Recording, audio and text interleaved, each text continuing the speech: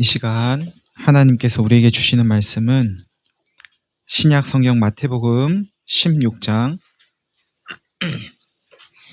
13절에서 18절까지의 말씀입니다.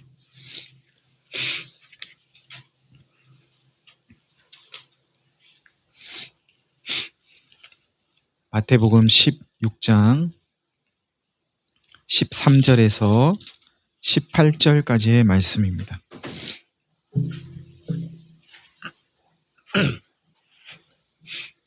제가 봉독하겠습니다.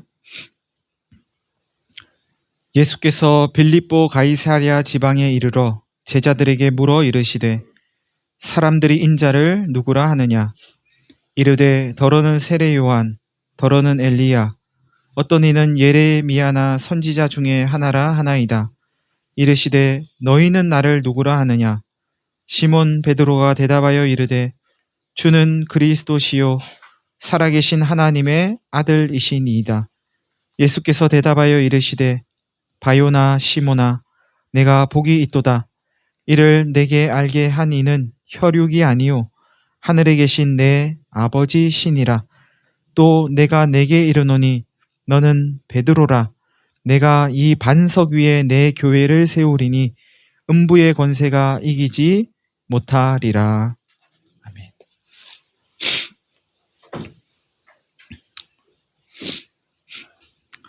해마다 똑같은 설교를 하는 날입니다. 한 10번쯤 들으신 분도 계실 텐데 또 하겠습니다. 예수님께서 빌립보 가이사랴 지방에 이르러서 제자들에게 물으십니다. 사람들이 인자를 나를 누구라고 하더냐? 빌립보 가이사랴는 로마의 황제 가이사랴, 가이사르라고도 하고 시저라고도 하는 가이사랴와 분봉왕, 분봉왕은 이스라엘을 이렇게 여러 지역으로 나눠서 그 한 지역을 다스리는 왕을 이제 분봉왕이라고 합니다. 그 분봉왕 빌립을 추앙하고 기념하기 위해서 이 빌립이 세운 도시가 가이사랴 빌립보입니다. 로마 황제를 신으로 여기고 빌립을 우상화하는 그런 건축물과 조각상이 또 그런 사람들이 그 도시에 가득했을 겁니다. 그런 곳에서 가이사랴와 빌립을 섬기지 않으면 살아갈 수 없는 그런 곳에서 예수님이 제자들에게 물으신 겁니다. 제자들이 답합니다. 더러는 세례 요한이라 하고 더러는 엘리야라 하고 어떤 이는 예레미야나 선지자 중에 한 사람이라고 합니다.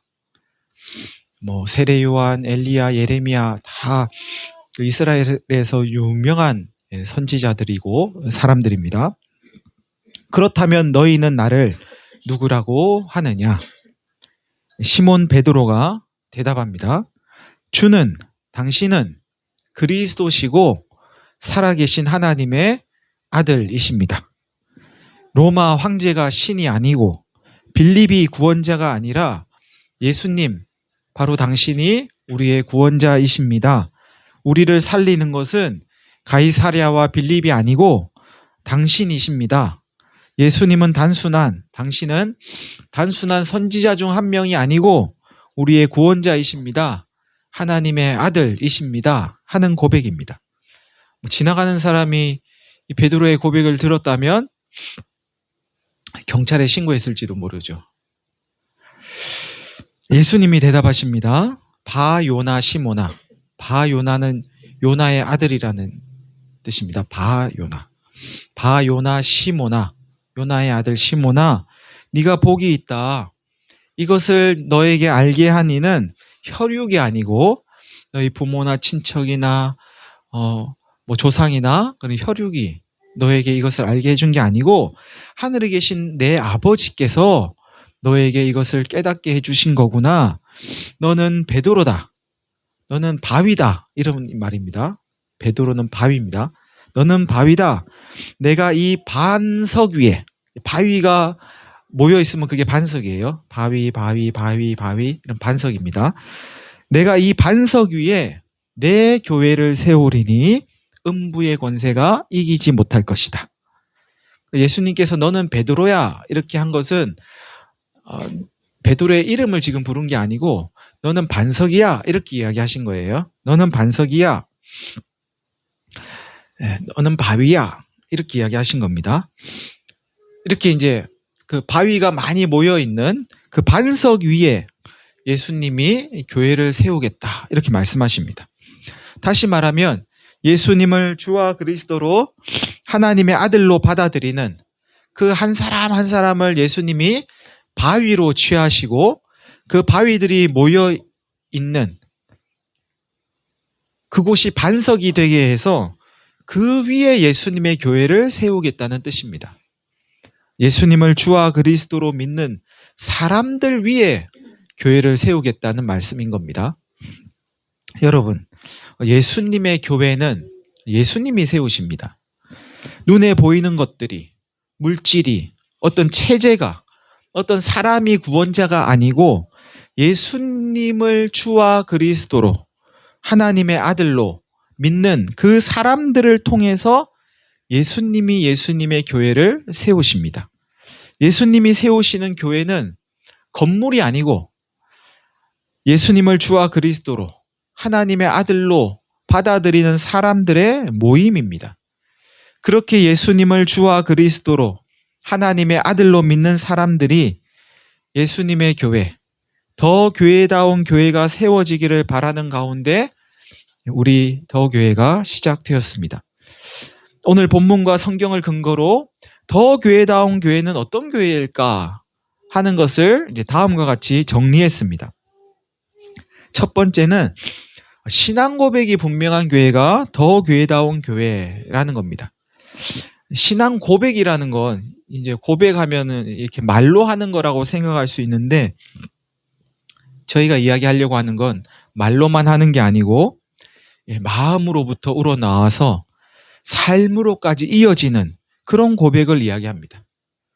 그렇기에 교회란 마음으로부터 예수님을 주와 그리스도로 믿고 눈에 보이는 화려한 그런 것들이 아니고 당장 살아가는 데 필요한 어떤 물질이 아니라 그런 게 나를 살리고 나를 구원하는 게 아니고 나를 살리는 건 구원하는 건 예수님이야 하는 걸 믿고 그 믿는 바를 우리의 입술로 고백도 하고 그것을 삶으로 살아내는 사람들의 모임, 그것이 교회라고 하겠습니다.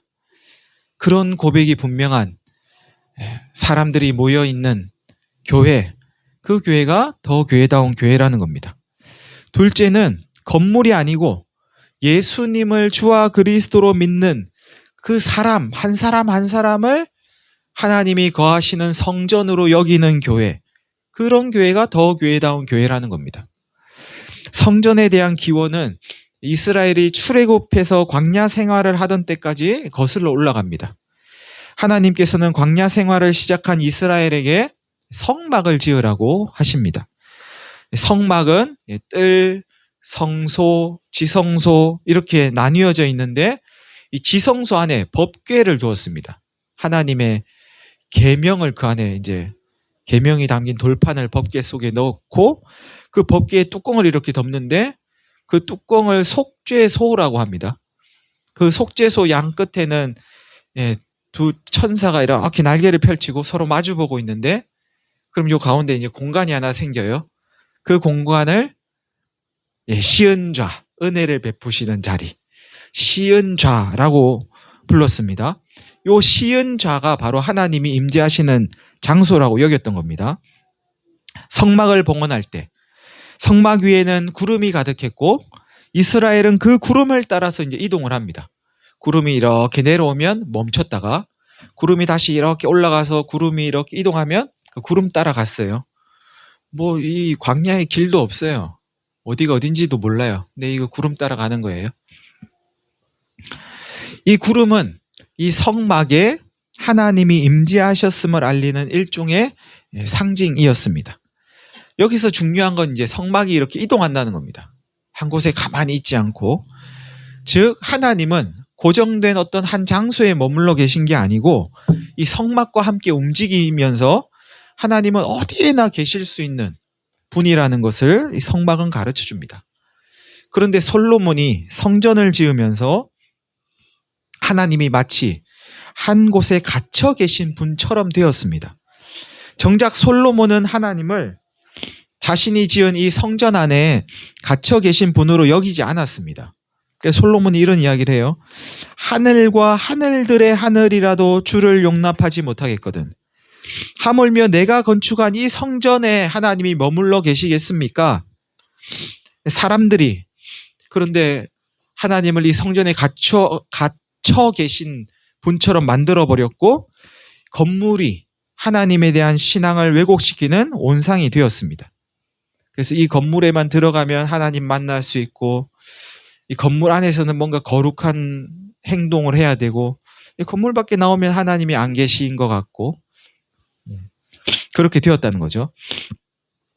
예수님께서 승천하시고 보혜사로 오신 우리 곁에서 도우시는 보혜사로 오신 성령님께서는 예수님을 주와 그리스도로 믿는 사람들 안에 오셔가지고 바로 너희가 하나님이 거하시는 성전이다는 사실을 증거하십니다. 성경이 그렇게 이야기해요. 고린도전서 3장 16절입니다. 너희는 너희가 하나님의 성전인 것과 하나님의 성령이 너희 안에 거하시는 것을 알지 못하느냐? 하나님의 성령이 거하시는 우리가 하나님 성전이라는 겁니다. 다시 말하면 예수님 믿는 사람들이 성전이고 그 사람들이 모인 모임이 성전이라는 겁니다. 이 공간은 성전이 아니에요. 예배당은 성전이 아닙니다. 그냥 모이는 곳이죠. 그래서 예수님은 두세 사람이 예수님의 이름으로 모인 곳에 내가 그들과 함께 하겠다 이렇게 말씀하세요. 모임 속에 함께 하겠다는 거예요. 장소가 아니고. 왜 예수님이 그곳에 함께 하시는가? 거기가 예수님 집이니까. 예수님은 예수님 집에 계신 거예요. 하나님은 하나님의 집에 계신 거죠. 오늘날 한국 교회의 위기 가운데 하나는 이 예배당을 성전으로 여기면서 예배당이 신앙의 중심이 된 데 있지 않나 싶습니다. 기독교 신앙은 예배당 중심이 아니고 공동체 중심이어야 합니다. 건물과 관계 맺는 게 아니고 하나님과 관계를 맺어야 되죠. 하나님과는 관계를 안 맺고 이렇게 건물과만 관계를 맺는 경우가 있더라는 거죠. 그래서 건물 안에 들어가면 뭔가 안심이 되고 뭔가 한 것 같고 건물 밖에 나오면은 하나님이 안 계신 것 같고 그래서 우리 교회는 다른 어떤 것보다도 그리스도인 우리 한 사람 한 사람이 성전이고 우리의 모임이 성전이라는 이 고백을 아주 중요하게 여기고 있습니다. 이에 대한 실천으로 우리 교회는 건물에 관심을 두기보다는 우리의 모임을 세우고 우리 한 사람 한 사람을 하나님의 성전이 되게 하는 그 일에 힘을 쓰고 있습니다. 그래서 우리 교회는 뭐 건물로는 확인이 어렵습니다. 더 교회가 어디 있어 이러면 뭐 보여줄 건물이 없죠. 대신에 이렇게 이야기하시면 돼요. 더 교회가 어디 있어? 어떻게 대답하면 되죠?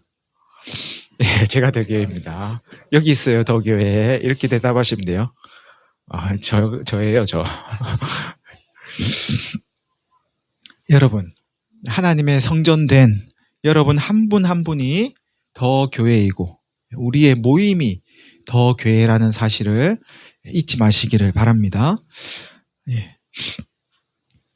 세 번째, 하나님을 예배할 수 있는 장소가 따로 정해져 있는 게 아니라 성도의 일상이 다시 말하면 우리를 스쳐 지나가고 있는 지금 이 1분 1초가 하나님께 드려지는 예배라는 것을 받아들이는 교회가 더 교회다운 교회라는 겁니다. 하나님은 특정한 장소에서 특정하게 행해지는 이 예배 의식, 이 예배 의례를 받으시는 분이 아니고 하나님을 예배하는 우리를 받으십니다. 하나님은 언제나 사람을 받으시지 이 예배라는 의식을 받으시는 분이 아니세요. 하나님은 사람을 받으시기 때문에 우리의 삶 전체를 받으십니다. 우리의 삶 일부, 내가 어떤 공간 안에서 행하는 지금 요 시간, 주일 11시부터 12시, 요 1시간만 받으시는 게 아니고 하나님은 우리를 받으시기 때문에 우리의 삶 전체를 받으신다는 겁니다. 이것을 가장 잘 가르쳐주는 성경 구절 하나를 찾으라 하면 로마서 12장 1절입니다. 그러므로 형제들아, 내가 하나님의 모든 자비하심으로 여러분을 권하는데 여러분의 몸을 하나님이 기뻐하시는 거룩한 산 제물로 드리십시오. 이것이 여러분이 드릴 합당한 예배입니다. 영적 예배입니다. 하나님 우리를 받으신다는 거죠. 우리의 몸을 받으신다는 게 우리를 받으시고 우리의 삶 전체를 받으신다는 거예요. 이런 예배에 대한 가르침을 바탕으로 우리는 이렇게 모여서 드리는 이 공동체 예배 못지않게 우리의 삶 자체를 아주 중요하게 여기고 있습니다. 그렇다고 이 예배가 아무것도 아닌 건 아닙니다. 시간의 양으로 보면 이 예배는 일주일에 불과 1시간 정도의 밖에 안 되지만 예배의 농도로 보면 이 공동체 예배가 차지하는 비중은 우리의 삶의 예배 못지 않습니다. 주어진 삶을 하나님이 공급하시는 힘으로 살아갈 그 능력을 이 예배가 준다. 이 예배에서 얻을 수 있다고 믿기 때문입니다. 이 공동체 예배를 통해 영이신 하나님과 교제하고 또 성도들의 모습 속에서 성도들의 삶 속에서 하나님이 어떻게 역사하고 계시는지 우리가 서로 이야기 나누면서 경험하고 그럴 때라야 비로소 하나님이 받으시는 삶의 예배가 가능하다고 보기 때문입니다. 그래서 함께 이야기도 나누고 어떻게 살았는지 하나님이 어떻게 우리의 삶을 간섭하고 계시는지 그런 이야기를 서로 나누는 거 매우 중요한 일입니다. 네 번째는 소모임과 큰 모임, 가르침과 배움, 돌아봄과 내다봄이 조화를 이루는 그런 교회가 더 교회다운 교회라는 겁니다. 우리 교회는 이렇게 우리끼리 더 교회 성도들의 모임을 소모임, 작은 모임이라고 이렇게 이야기하고 또 다른 교회와의 연합이나 그런 모임을 이제 큰 모임이라고 이렇게 이야기합니다. 교회는 어떤 것보다도 성경을 통해서 하나님 나라의 복음을 배우고 가르치는 일이 중요하고 그것에 또 힘을 써야 할 것입니다. 가르침과 배움을 통해서 알게 된 그 하나님 나라의 복음을 삶으로 살아내는 것. 그것 가운데 돌아봄과 내다봄이 있습니다. 돌아봄은 우리 교회 안에서 이렇게 서로를 돌아보는 거, 교우들끼리 이걸 저희가 돌아봄이라고 이렇게 명명했고요. 내다봄은 교회 밖의 사람들, 이웃들, 저 멀리 먼 나라에 있는 이웃들까지 포함해서 그런 우리 교회 밖을 보는 것을 내다봄 이렇게 저희가 명명을 했어요. 우리 교회는 이러한 방향을 따라서 성경을 배우고 실천하는 데 도움이 되는 그런 장을 만들어 가고 있습니다. 성경 공부도 하고 특강도 하고 어떤 이슈가 있으면 함께 또 이렇게 살펴보기도 하고 이야기도 나누고 이런 자리들을 마련하고 있어요.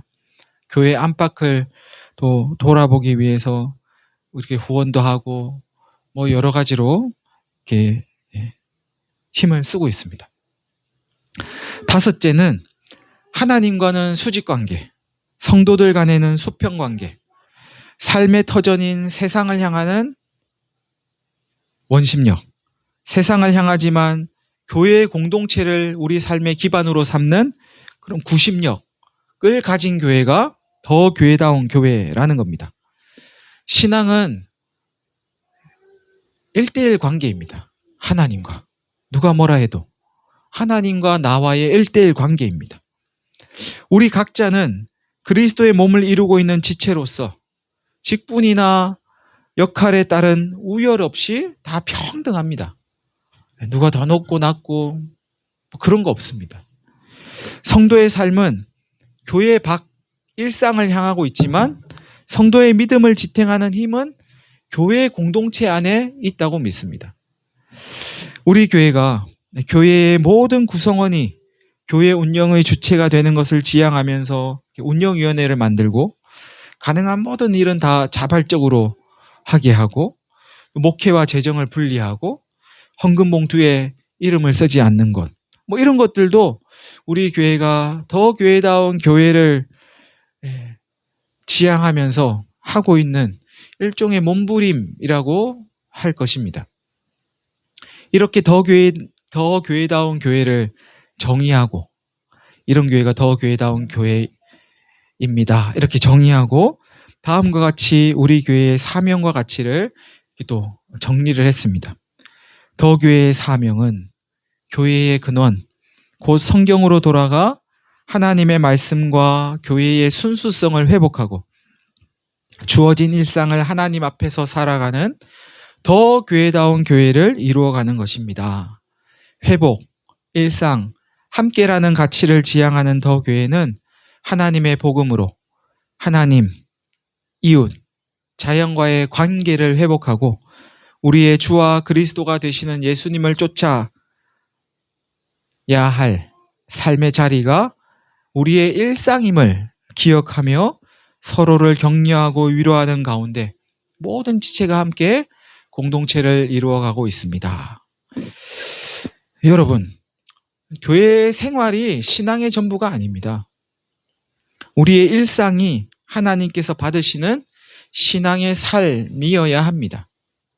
여기서도 나는 그리스도인, 저기서도 그리스도인, 어디 가도 내가 그리스도인인 거죠. 예배당 안에서만, 예배 드리는 그곳에서만 그리스도인이면 곤란하지 않겠습니까? 우리의 일상이 하나님과 동행하고 하나님 계신 것을 증거하는 신앙의 삶이어야 합니다. 2016년 1월 3일 13명이 이곳에서 첫 예배를 드렸습니다.